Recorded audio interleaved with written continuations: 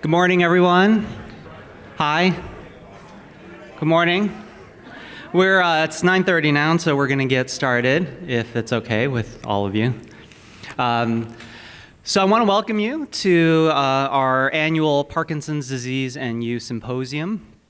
My name's Kelvin Chu. I'm one of the movement disorder specialists at the University of Michigan. This symposium is something that we've been doing for many years now. This year, so actually it's been in Ann Arbor for all the years that we've done it, and we decided to kind of move it out here. It's a much nicer place, and hopefully you'll enjoy the slate of talks that we have today. The symposium is sponsored by the Morris K. Udall Center, which is, the Udall Centers are a grant from the National Institutes of Health, and we are one of the Udall Centers at the University of Michigan. They give you a grant to do research, but part of that grant is also set for education and outreach, which is why we're able to put this on for you. All right, so without further ado, I'm going to introduce our first speaker. This is Dr. Kara Wyant. She completed her residency training at the University of Pittsburgh, where she developed an interest in the medical and surgical treatments of Parkinson's disease. And this past July, she joined our faculty here at the University of Michigan as a clinical lecturer. She's also one of our first-year movement disorders fellows and serves part-time on the inpatient neurology service. And in honor of back-to-school season, she's going to be talking about Parkinson's disease 101, which is basically the basics.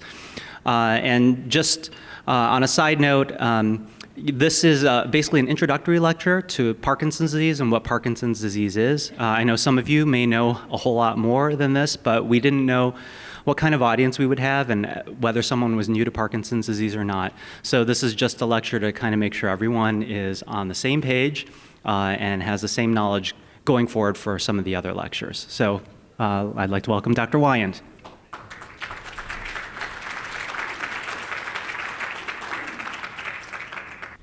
All right, so it's a pleasure to be able to speak with you today about Parkinson's disease. And as Dr. Chu mentioned, a lot of this may be a review or very basic for you. However, hopefully I will introduce you to a few new things as we go through. So first, I have no financial disclosures at this time. So today what we're going to do is we're going to start by going over what is Parkinson's disease, and then speak briefly about how we make the diagnosis of Parkinson's disease. Then we'll go through several different treatment options. First, those that don't require medications, then medications, and then also just kind of briefly touch on the surgical options, which will be covered in much more detail later today. And then we'll talk just very briefly about some of the other non-motor symptoms or non-movement symptoms that we see in patients with Parkinson's disease. So first, what is Parkinson's disease? So Parkinson's disease is a chronic illness. So similar to like high blood pressure or diabetes, it's one of those diseases that it comes and it stays for many years. It's progressive. So over time, patients will develop new symptoms with their Parkinson's disease. And it's a neurodegenerative disease, and you'll hear people kind of throw this out there. What it means is that this disease affects the nervous system, and over time, the nervous system starts to degenerate or lose the ability to function. So what causes Parkinson's disease? This is a very common question that we get in our clinics. Unfortunately, or fortunately, only 10 to 15% of these cases actually run in families. So the vast majority of them, we don't know what causes them. We think that it's actually a combination of patients being predisposed to it by their DNA and then coming into contact with some kind of environmental factor. So an infection, a toxin, or some other kind of exposure that might make them develop Parkinson's disease. But a lot of research is currently going into this area. So how do we then make the diagnosis? So the diagnosis is made based upon the movement symptoms of patients with Parkinson's disease. The hallmark feature of Parkinson's disease is the bradykinesia, or the slowness of movement, and the smallness of movement that these patients will get. In addition, these patients will have stiffness, or rigidity is a word that we'll often use to describe this. And so when we move the joints of patients or move the muscles around the joints, they're very stiff, so it's hard to move them around the joints. And patients complain that they just feel stiff all the time in their neck or in their arm or their leg. And then there's a tremor that is present in patients with Parkinson's disease. And this isn't the tremor that you get when you drink your coffee like I have this morning or when you're trying to hold your cup. It's the tremor when you're not paying attention, when you're sitting in a chair watching TV that tends to come out. So this is a video taken from one of our textbooks, one of our typical textbooks in movement disorders by Dr. Fawn, Jankovic, and Hallett. And this patient here is a great demonstration of the bradykinesia, so the slowness and the smallness of movement. So what you'll see with this video is that he's moving very slowly. We're asking him, just like we ask all of our Parkinson's disease patients to do, is to move very quickly and do finger taps. And you can see that he has very minimal facial expressions, and when he blinks, it's very slow. You can see as he's trying to alternate his hands, and it's even much more pronounced here on his left side, where it even takes him a long time to get his hand up onto his leg. So this is the bradykinesia that we talk about, that slowness and smallness of movement. So, and then there's rigidity. So this was a hard video for me to find, but I thought that this actually showed it very well. So it's that stiffness. So this is a patient with Parkinson's disease who only has symptoms on the left side of his body. So you'll see as Dr. Fong kind of shakes him that normally our arms kind of sway at our sides, but you'll see that his left arm here doesn't swing quite as much as that right arm, and that's because it has increased stiffness or the rigidity that we see in Parkinson's disease. Here's an example of the resting tremor that we see in patients with Parkinson's disease. This patient has his symptoms mainly on his right side. And you can see that even when we do put our hands into a posture or put them in front of us, that it can come back out. We call that reemergence of the tremor. These tremors, like I said, come out when we're not paying attention or are distracted. So a common time to see this is when patients are walking. So this is that same patient. Unfortunately, there's a lot of shadow, but there you can see as he comes back, you can see that that tremor's kind of coming out as he's walking. And also, he's not swinging his right arm as much. That's also a sign of the stiffness, the rigidity. So how do we use these symptoms to make our diagnosis of Parkinson's disease? So first, we look at this combination of the motor symptoms. So it has to be that slowness and smallness of movement, that bradykinesia, and then a combination or either or of the resting tremor and the stiffness. And then we look for other supportive criteria. So mainly, the biggest one of these is the trial of Sinemet, or carbidopa-levodopa. We look for a good response to this medication because that helps us to suggest that these symptoms are related to Parkinson's disease. Sometimes we also look, or the resting tremor can also be a good indicator of a supportive criteria. And some patients with the carbidopa-levodopa, the Sinemet, will develop kind of the wiggly movements, the dyskinesias that we'll talk a little bit more about later. And that can also actually be a supportive criteria as well. And then from looking at the patient's history and from doing their neurologic exam, we identify other things that might mimic Parkinson's disease, so look like Parkinson's disease, but not actually be it. So patients who have symptoms on both sides of their body initially, or who have lots of autonomic symptoms, so lightheadedness, dizziness, and passing out really early in the course, or lots of falls. This would suggest that maybe this isn't Parkinson's disease and we should look for something else. So Parkinson's disease is a clinical diagnosis. So we do the things that I just talked about, do an exam, take a history, and that's how we make our diagnosis. Unfortunately, at this point, there are no biomarkers, so no lab tests or imaging tests available that specifically show you have Parkinson's disease. But there is lots of research going on in this area.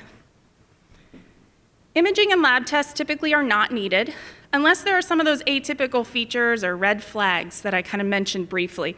And then sometimes an MRI might be helpful. Unfortunately, we're not able to make a 100% diagnosis until the end of life at an autopsy. However, what we know is that as movement disorder specialists, the longer we follow patients, the better we are at making the diagnosis accurately. So we talked about the stiffness, the slowness, and the tremor, But what about all of these other symptoms that patients come to our office asking about? Are those also caused by Parkinson's disease? So what we know is that Parkinson's disease affects every part of the nervous system, and as a result, every part of the body. So Parkinson's disease affects the brain in that it causes memory problems. It can affect not just the memory part of the brain, but also our ability to perceive things around us. So it can lead to hallucinations or imagining that we see something that's not there. It can cause depression, anxiety, and mood problems. It can also lead to sleep problems. And then these autonomic symptoms, which I'll touch on just more briefly because they won't be covered later today. So autonomic symptoms are, the autonomic nervous system is the part of the nervous system that goes and supplies the internal organs, so the heart, the lung, the gut, things like that, okay? So this nervous system is also affected by Parkinson's disease. So it causes dysfunction to your organs. So when it affects the heart and the blood vessels, it leads to this orthostatic hypotension, so this lightheadedness and dizziness sensation when you stand up or change positions. It can also affect the gut, causing it to not move as well. So patients, when their stomach doesn't move, they feel full really fast. They start to lose weight because they're not eating as much.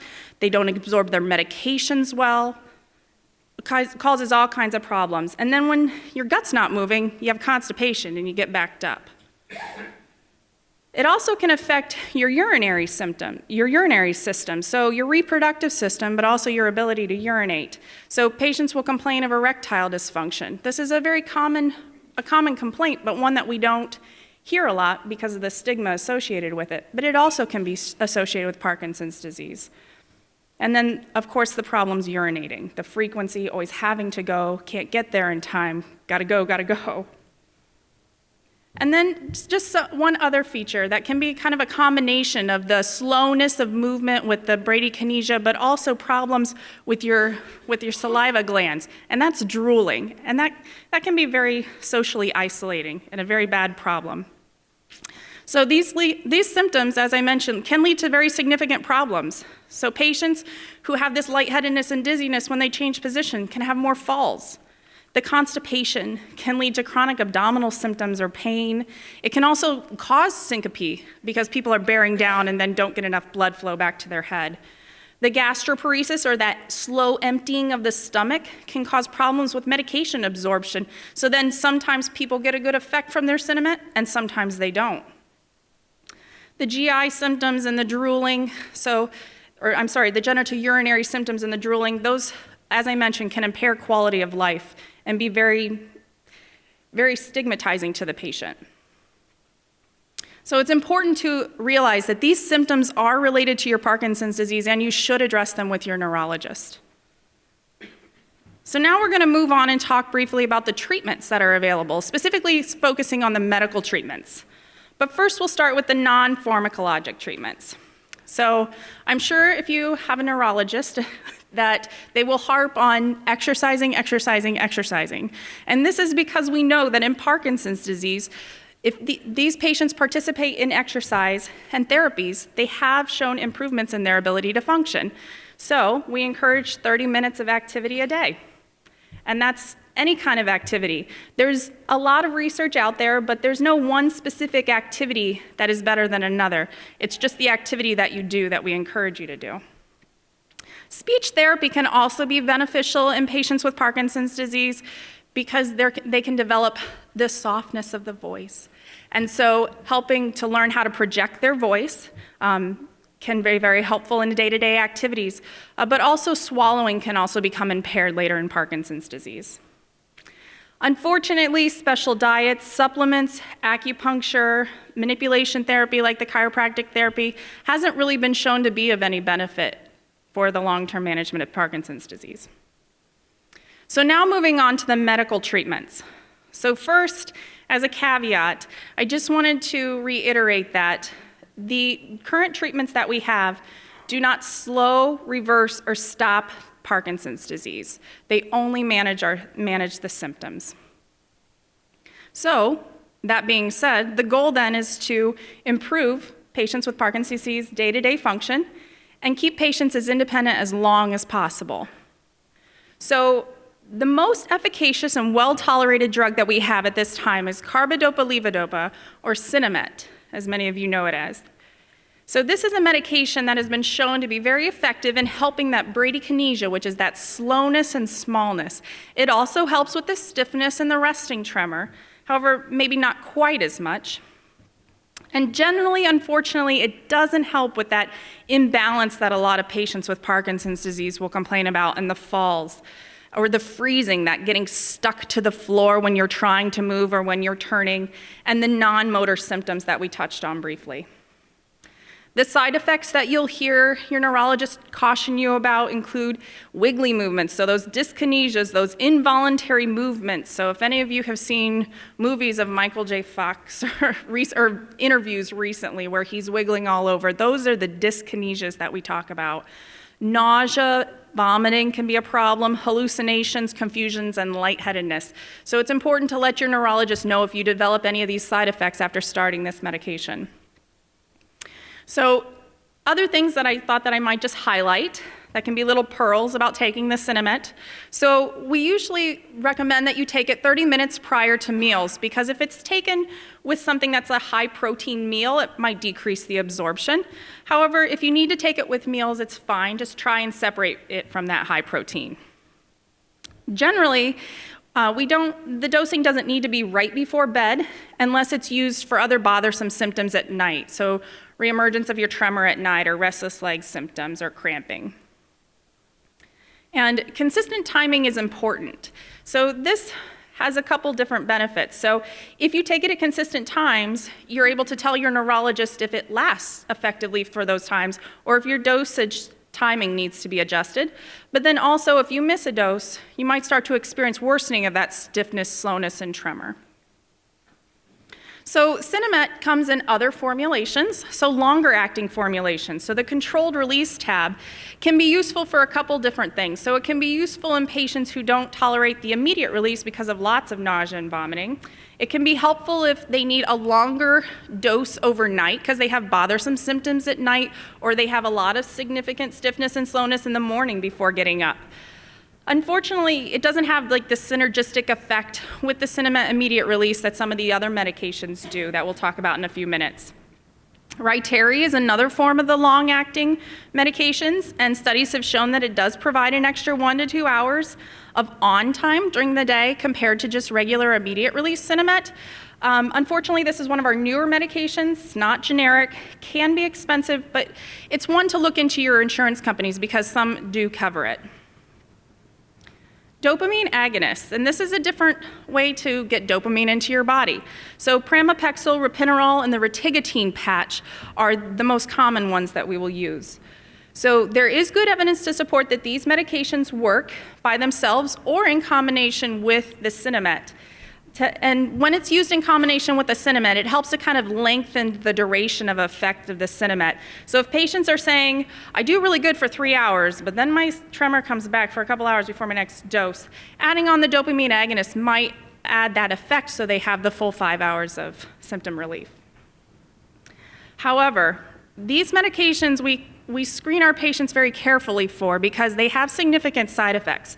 So as you see, similar to the Sinemet, the nausea, dizziness, lightheadedness, the worsening cognition, and hallucinations can be a problem. However, these other side effects in blue, so it can also cause significant problems with leg swelling, sleep attacks, and other sleep disorders. So in patients who are already having fatigue, this might not be the best drug of choice.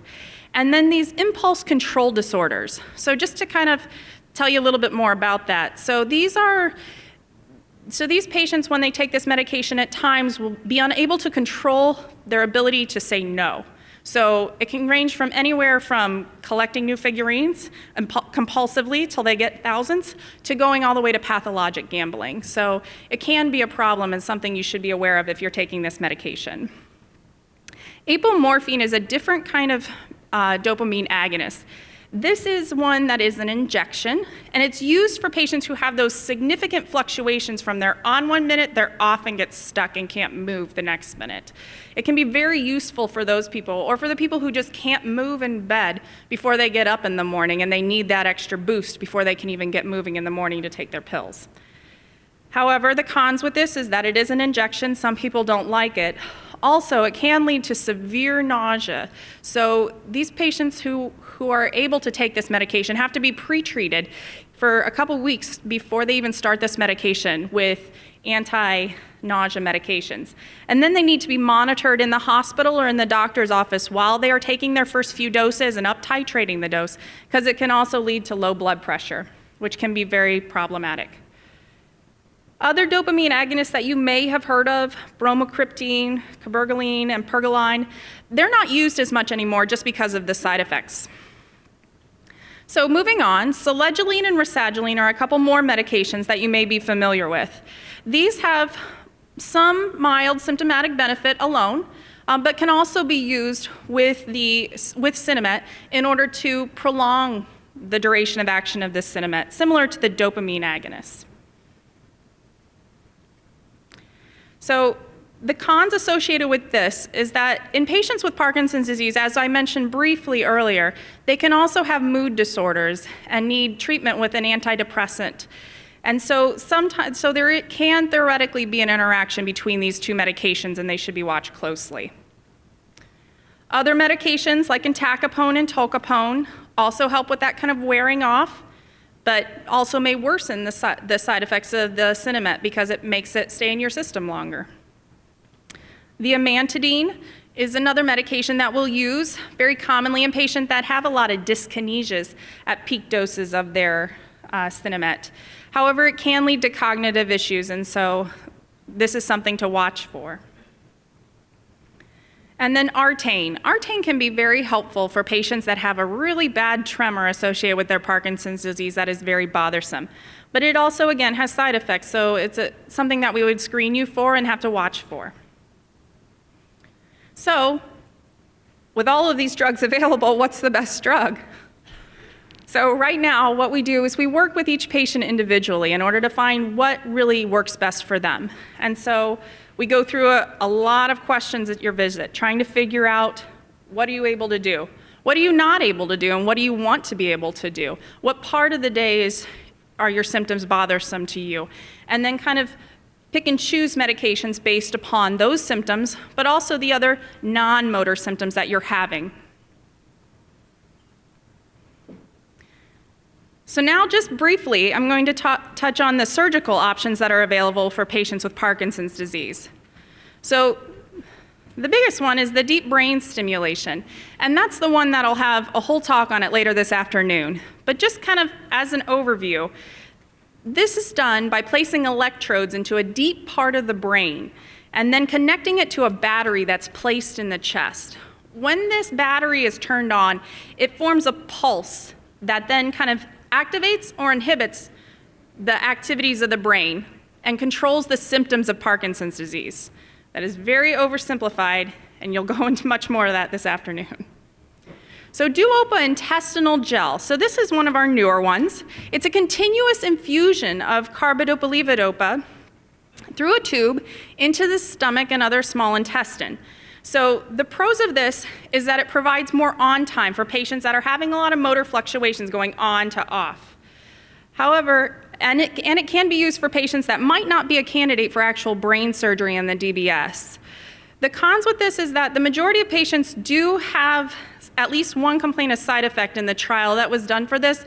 The majority of them were abdominal pain in the setting of having the tube placed in their abdomen, but there are still side effects, and it does sometimes take a little bit to get it ramped up so that it works, but it can be very effective. So just as a reminder, the management of Parkinson's disease is much more than just controlling the motor symptoms, which these prior two surgical treatments that I talked about do. That is just the tip of the iceberg. The majority of the problem and problems that we don't have great medications for are the non-motor symptoms of Parkinson's disease. So just briefly, those that I talked about, and we'll focus here on the autonomic dysfunction as the others will be talked about later this afternoon. So orthostatic hypotension. To review, that was that lightheadedness and dizziness sensation that you got when changing positions.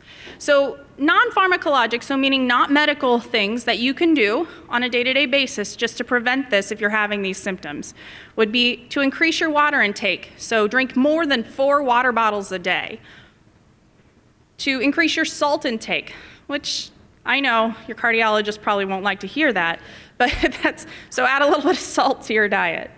Eating small, frequent meals. Believe it or not, those large meals at lunch and at dinner time can actually worsen your symptoms by causing all of your blood to go to your stomach to digest that instead of going back to your brain. So when you stand up after a large meal, you're more likely to get that dizziness sensation.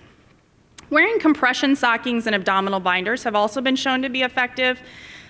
Sleeping with your head elevated, so putting blocks underneath the bedposts in order to elevate your head, kind of keeps your head in this up position, so it's not such a big change when you go to stand up from lying down.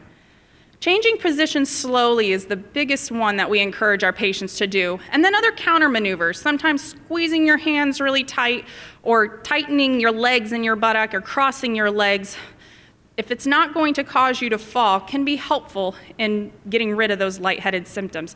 Otherwise, just sit back down and take a few minutes. So there are some medications. So fludrocortisone, midodrine, and pyridostigmine are the ones that have been used for this kind of lightheadedness, dizziness sensation for a long time.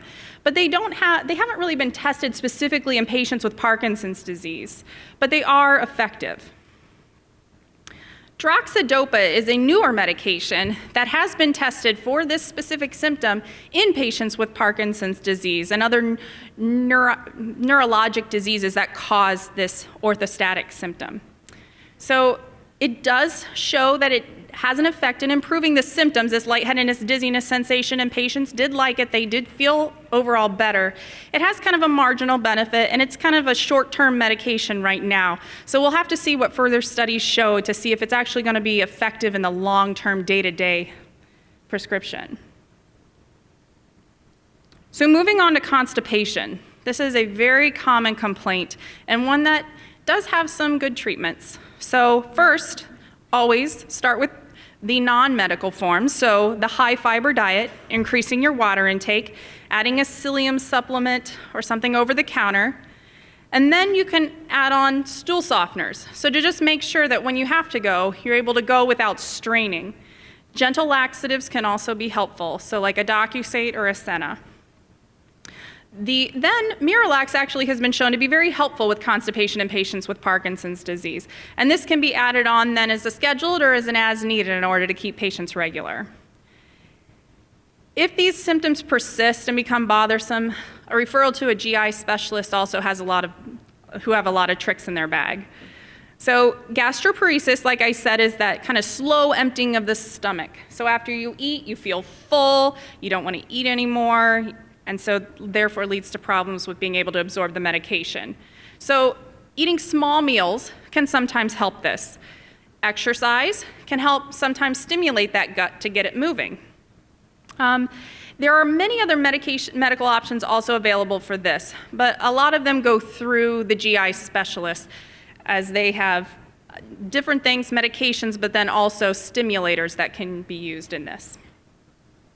Erectile dysfunction, so the thing that we don't often talk about with our neurologists, but can be a symptom of your Parkinson's disease. So Viagra does have a little bit of evidence to support that it is useful in patients with Parkinson's disease. However, it should be used cautiously. If you already have that lightheadedness and dizziness sensation every time you stand up, this might not be the drug for you because that could definitely make it worse. Also, if you have problems with your heart, it should be something that you should see a cardiologist first before starting this medication.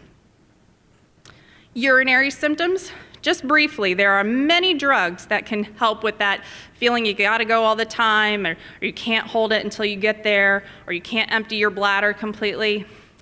Some of them, the Vesicare, the Ditropan, your neurologist should be able to start as a trial, but it's always good to see a urologist as well, because there are many different things, including all the way up to Botox right into the bladder that can help to kind of get rid of some of these symptoms. And then the drooling. So start by trying to chew gum. But then there are medications that can help with this symptom as well. And as a last resort, again, Botox also has been shown to be effective when given directly into the salivary glands.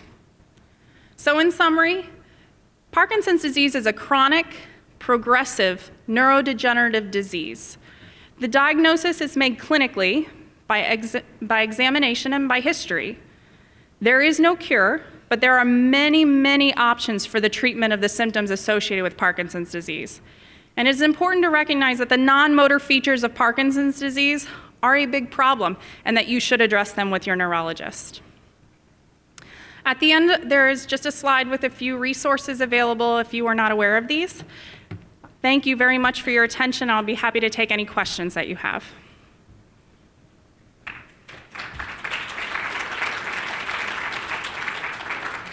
Yes.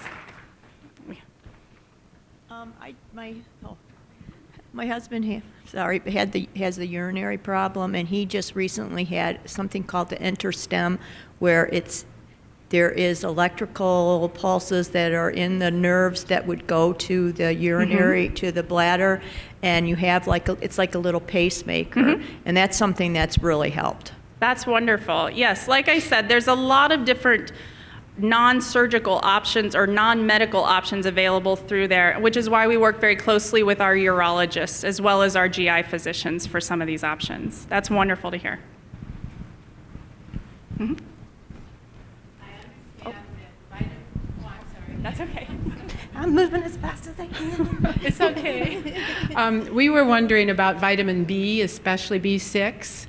How does that interact with the medication? So it doesn't interact with any of the Parkinson's disease medication. So it's safe to take on as a supplement. It's not going to necessarily help your symptoms from the Parkinson's disease, but it is a good supplement to take because it does kind of overall help with your general neurologic health. Okay?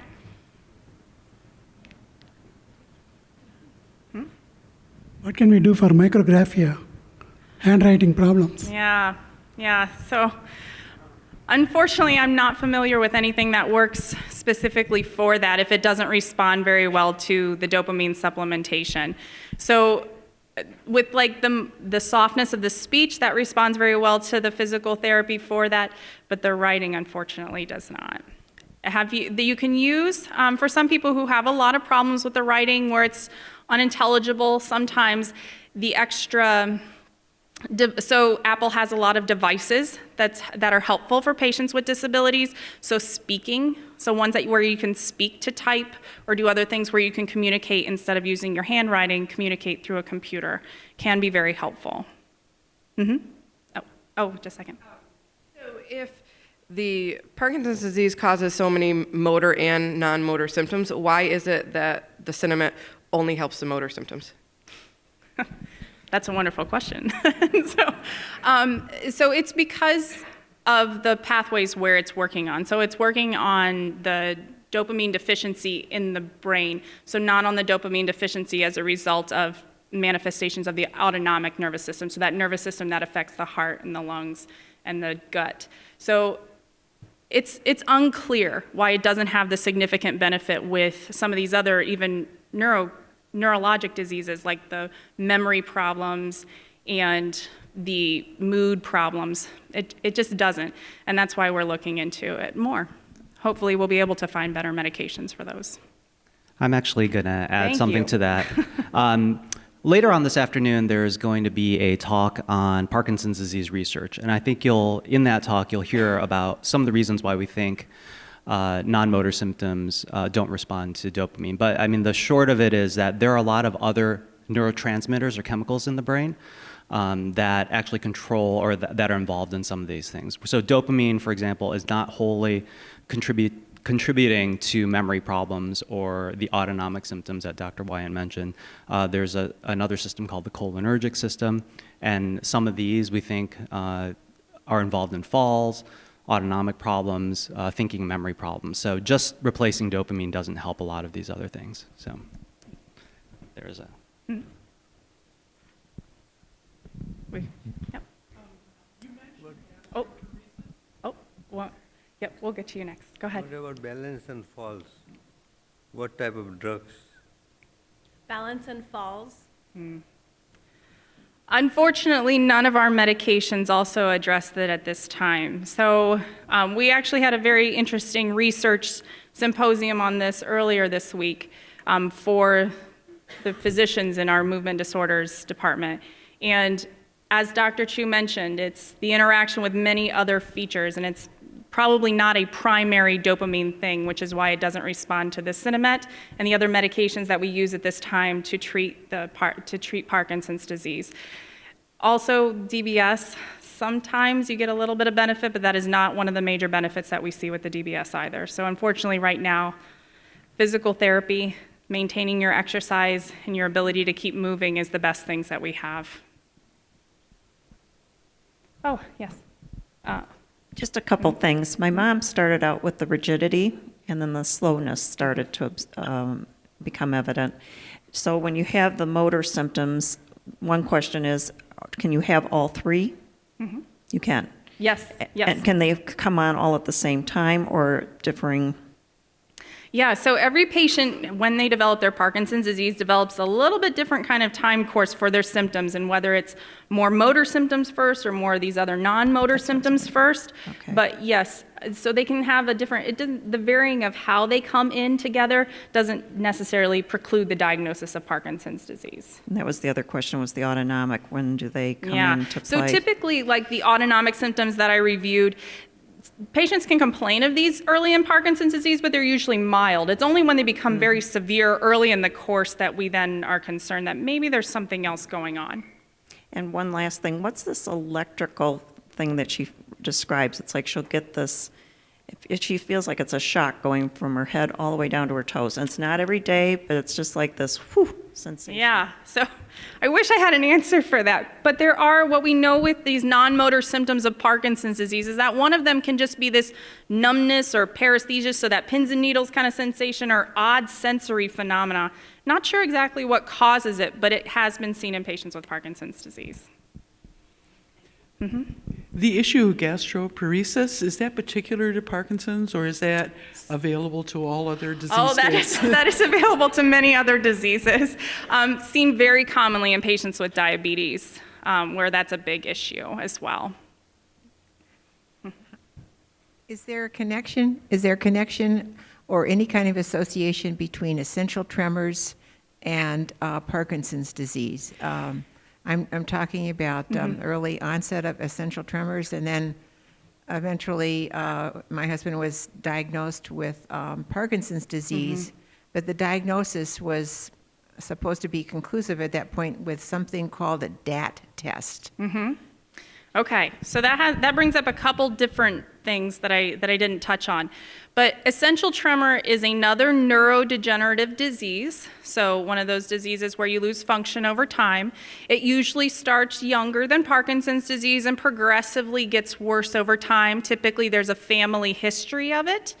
So there has been shown to be this overlap between patients who have essential tremor and who have Parkinson's disease. It's not a clear idea as to why some of these patients develop Parkinson's disease, or if it's it's likely a total separate illness that they then develop, but there is a higher incidence of patients with Parkinson's disease and essential tremor, a little bit of overlap between those. When you're, so the second part of your question was the DAT scan. So this is one of those supplementary tests sometimes that are used to help confirm the diagnosis of Parkinson's disease. What it looks is it looks at the dopamine transport within certain parts of your brain. So it's helpful, or has been shown to be helpful, in differentiating patients with just essential tremor, which is the tremor when your arms are out or when you're doing things, so feeding yourself or holding your cup of coffee, versus the tremor and the symptoms of Parkinson's disease that we reviewed. So there is some evidence to support that study is very helpful in making the diagnosis of confirming Parkinson's disease in those kind of not so clear clinical pictures where they have features of Parkinson's disease but also have had essential tremor for a long time. So those kind of overlap people. So yes, that is a very helpful test. Is there anything new with stem cell treatments? Unfortunately, I am not up to date on that kind of topic. I don't know if Dr. Chu has anything to add. Okay, Yeah. for simple, is B12 useful as B6, or is it just B6? So, as I mentioned again, these are not proven to be beneficial for treating the symptoms of Parkinson's disease. B6 is an essential vitamin that we use that is used in the nervous system. B12 is another vitamin that can lead to nervous system problems, so neuropathy, and can lead to memory problems, or can lead to fatigue because it can lead to anemia. So a lot of the physicians will check this level if you're having any of those symptoms. And then if it's low, it's good to take enough of that because it can, like I said, add to the symptoms of Parkinson's disease with the memory problems, neuropathy, which can lead to falls and unsteadiness. So a deficit of B12 leads to those, but too much of it can be bad? So too much of B6 can lead to a neuropathy and can be problematic. An excess of B12 doesn't really have a lot of side effects. Okay, and can you elaborate on what kind of interaction with antidepressants there were with which one's Aslex? Selegagine and rasagiline? The selegagine and rasagiline, yeah. So this side effect that we have to caution patients about and to watch for is something called serotonin syndrome. So this is a reaction between the two where you get too much serotonin, which is one of those extra neurochemicals, like Dr. Chu was mentioning, that can be affected by some of these medications. So with that syndrome, patients can get confused, they can become stiff, they can get fevers, they can get extra jerky movements. So that would be some of the symptoms that you would have to watch for if you were taking a combination. And usually you would see that around the time of starting the medication, otherwise you're probably going to be okay.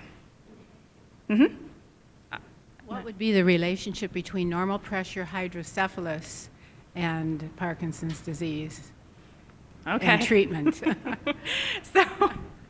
So normal pressure hydrocephalus is another neurodegenerative disorder where patients can look sometimes like Parkinson's disease, have falls, have unsteadiness, have urinary problems, have memory problems, but it's a totally different disease and it doesn't respond to the treatments of Parkinson's disease. So it's one of the things that we'll look for and try and exclude when we're doing our diagnosis and evaluation of Parkinson's disease, but it's, to my knowledge, not related. I was diagnosed with Parkinson's probably 6 or 7 years ago with left foot drop. Since then, I have a lot of pain in my right hip, stiffness, muscles very tight. Stiffness goes really from my right low back on down to the right buttocks, the right hip, the right calf, the right foot. Anything to relieve this situation?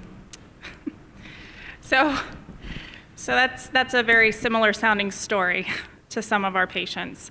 So one of the non-motor symptoms that I didn't mention, I didn't have on this slide today, that can be seen in patients with Parkinson's disease is pain. A lot of times they're localized to a joint, but there's no problems with the joint when they do imaging. But they can also be in just a limb. So sometimes it can be due to the stiffness related to the dopamine deficiency, and might respond to increased doses of the Sinemet or the other Parkinson's disease medications. If it does not, which it sometimes unfortunately does not, then other methods for pain control. But you should always have your neurologist look at it to make sure that there's not something else on top that could be treated, like a back problem with a pinched nerve or something else that may be contributing, because there's other treatments for those. So we want to keep on time, so we're just going to take one more question here, and there's going to be a break, so if you have questions for Dr. Wyant or us, we are happy to answer them offline here. I wonder, I have, you can see it looks like somebody beat the crap out of me with a ball bat, but all these bruises are from doorknobs. I'm wondering if this stuff is slowed down my reflexes. So Parkinson's disease does slow down your ability to respond to your environment, so you'll bump yourself more. You also lose your balance a lot more, and so you can fall into things which can lead to these bruises. So physical therapy can be helpful in making sure that you're strong and that your walking is safe, to make sure, identify whether you need a cane or a walker or other assistive devices in order to help with that. But yes, that is a common thing that we see in Parkinson's disease. Thank you very much.